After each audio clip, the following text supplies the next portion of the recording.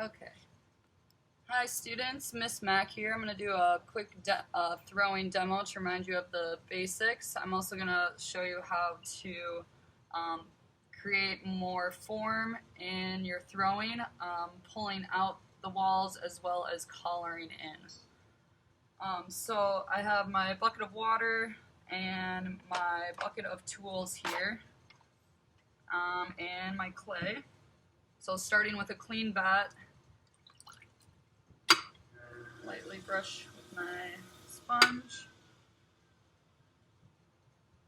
Take my clay and smash it in the middle.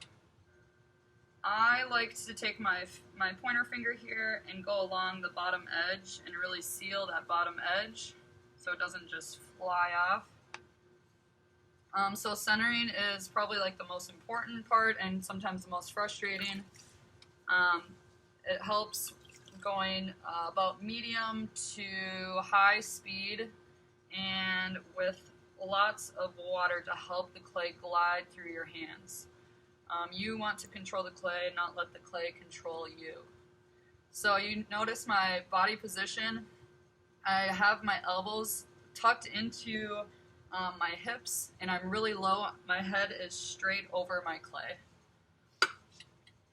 So first the center, we'll cone up and then we'll go down, kind of like a karate chop down, cone up, karate chop down until you have it centered. So starting with the cone up, I have hands on each side and I'm using mostly my right hand to squeeze in this C shape. My left hand is there for support. I'm using this part of my palm. You can see this part of my palm is connected all the way up to where my elbow is locked into my hip. So my whole body is really bracing this part. So the goal is to keep this left hand in the same spot as much as possible. And when your clay is really wet, it'll start centering into place and using that support. So again, C shape over here.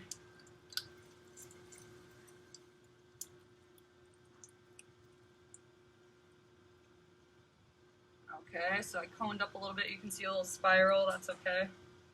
So the karate chop down, still this left hand is in your support position. I'm going to grab my thumb and kind of karate chop downward. You can see how my body starts leaning forward. I'm putting like all my weight down onto the clay. You can see it's starting to get centered. There's still a little bubble. You'll know when it's perfectly centered when you see it spinning, and hopefully in the video you'll be able to see it pretty well. It almost looks like it's not spinning because everything is so symmetrical. So I'm going to do another cone up.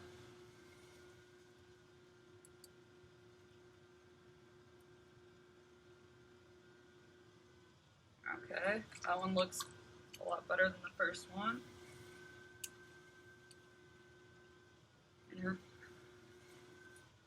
And then karate chop down. Left hand here in the support, I'm using this part of my hand, grabbing my thumb, and you can see my body moving forward.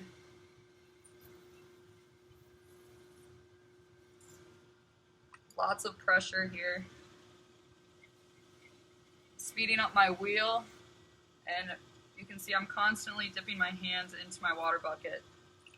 This is really important. If you ever feel your clay like kind of tugging on your hand, more water.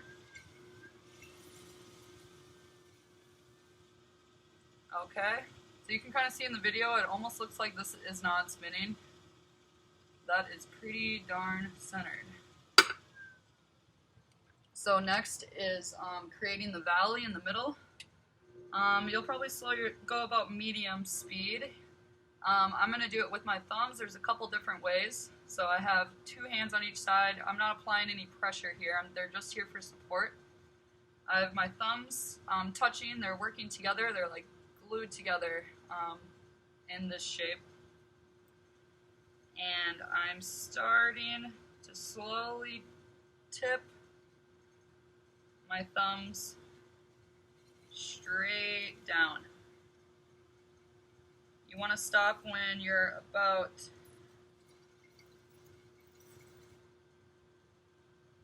let's say a ½ inch above the bat. This is kind of a hard part to gauge.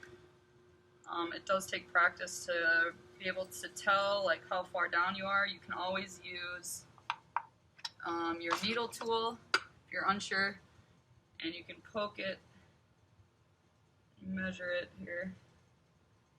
Okay, so I got pretty. Actually, I'm pretty close to the bottom, which will be just fine. I just won't push anymore.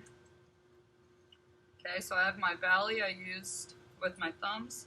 Next, I'm going to make my floor. So how I do it, I take my thumb in my right hand. I'm working from the center to about 3 o'clock. So this is for right-handers. Lefties, you'll just do the exact opposite. So I'm using my right hand, my right thumb.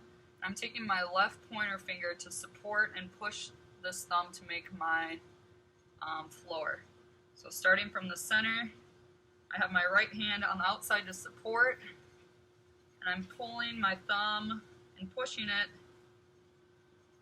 towards my support hand on the outside. Notice how my support hand never moved. Only my thumb started from the middle towards my support hand.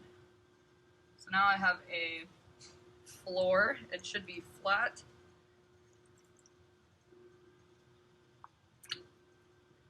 Next is pulling up your walls. So the ideal situation is that your walls are the same thickness from the bottom all the way to the top. So how I pull, you will always want your hands like connecting and talking to each other. This just helps control, and it gives you a lot more support, stability. So if your hands aren't connected, they kind of start doing their own thing, but when they're connected, it's almost like a tool of some sort that is working together. So I'm taking my inside hand again. I'm working at about 4 o'clock, but you're working on the right side of the wheel about 4 o'clock here. So I'm using these fingers on the inside, and on the outside you can also go like this and like a clamp. I happen to use my knuckle. It feels a little comfortable. More comfortable. You can play around with how you are pulling your walls. There's many different ways. I will just show a couple. So right here I have my thumbs locked and I'm pulling with my fingertips. Notice how slowly I'm doing this. I start to feel my shape wobble a little bit, and I slowly release pressure. This is like super important. When you start to feel something that's like a little uneven, you can slowly release your hands. The slower you release your hands, the better. Because then if fast, short jolts of movement can really throw off your entire pot.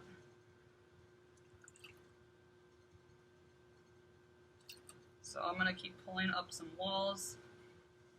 I'm going to use my knuckle. You can also use your sponge if you want to use your sponge on the outside here and apply pressure. So I'm applying pressure evenly from both hands. So they're kind of speaking to each other in a way that you're pushing this clay up. And we're going straight up for a cylinder. So once I get to the top, I did one pull. Important thing to remember is I'm taking my left hand here, I'm taking the inside of my pointer finger and I'm compressing that rim. Sometimes we forget to do this and our rim gets really fragile and skinny at the top. So it's important to compress your rim here. I'm going to keep pulling. Again, my hands are talking to each other. I'm kind of gauging how thick the walls are.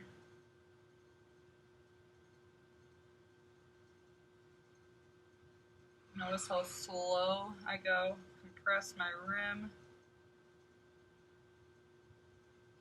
Slowly release my hands. Alright, so at this point I have a cylinder that's ready to be formed in any way. I can collar in or take it out.